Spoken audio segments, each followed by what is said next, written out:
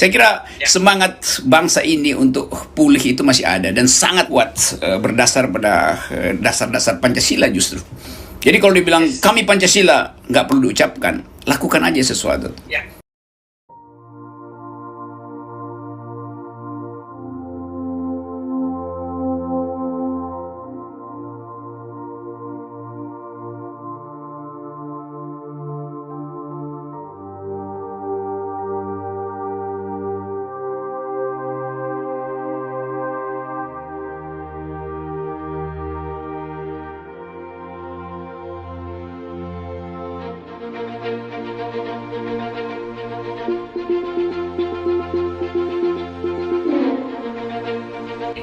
Ya, kita lupakan sementara pemerintah supaya kita bisa fokus pada aktivitas publik. Atau jangan lupakan sementara, lupakan selamanya aja kan, bahwa memang nggak ada pemerintah itu kan. Itu sebetulnya lebih fair itu.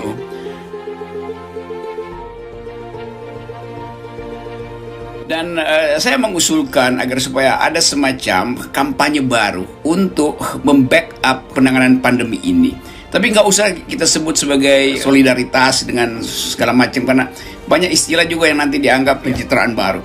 Tidak, kita lakukan aja perlahan-lahan. Nggak perlu publikasi sebetulnya. Tapi siapapun yang melihat bahwa di sekitarnya ada sesuatu yang bisa disumbangkan, entah itu ranjang bekas atau apa aja itu. Karena nanti akan terbentuk satu komunitas yang mengolah itu secara mandiri, bukan ke rumah sakit, tapi mungkin ke balai desa. Nanti ada balai desa yang diubah jadi tempat sementara penampungan. Tapi lebih dari itu, kita mesti lakukan pendampingan pada masyarakat, karena masyarakat makin lama nggak percaya bahwa COVID ini bisa diselesaikan oleh pemerintah. Jadi satu upaya ya, dekati secara perlahan-lahan, beritahu bahwa pakai masker aja, kalau belum punya penyakit mending pakai masker tuh. Dan sekedar menekankan pentingnya masker itu pemerintah nggak sanggup. Saya tahu itu karena setiap kali saya jalan ke pinggir-pinggir desa itu, orang tidak menganggap bahwa masker itu ada gunanya. Ada yang pakai masker udah 4 hari nggak diganti-ganti itu, karena memang kebetulan mungkin kasusnya belum ada, atau mungkin belum sampai di situ testingnya tuh. Yang lebih penting adalah penyadaran terhadap rakyat.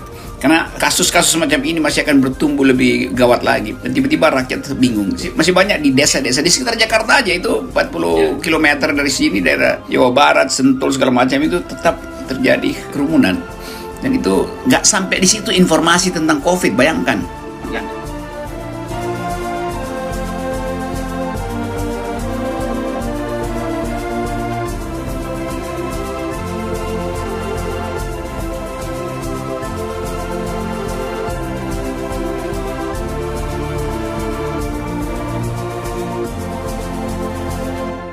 Ya, saya kira itu. Dan satu orang yang berbuat baik itu akan diikuti oleh orang lain.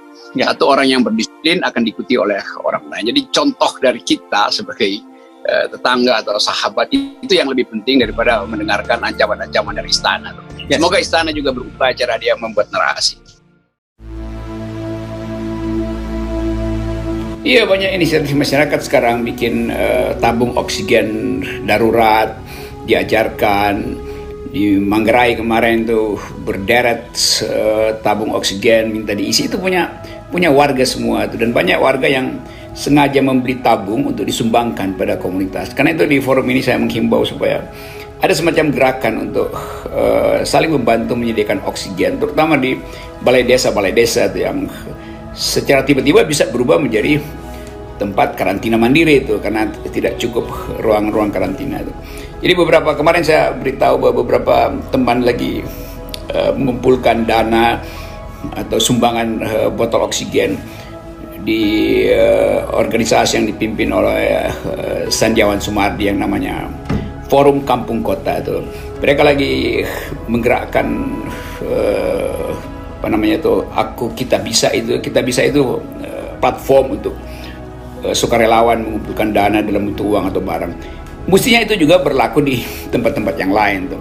Jadi kita anggap aja bahwa ada kesempatan untuk berbuat baik justru dalam keadaan pemerintah tidak mampu untuk merawat kesehatan bangsa ini. Itu yang maksimal bisa kita katakan tuh.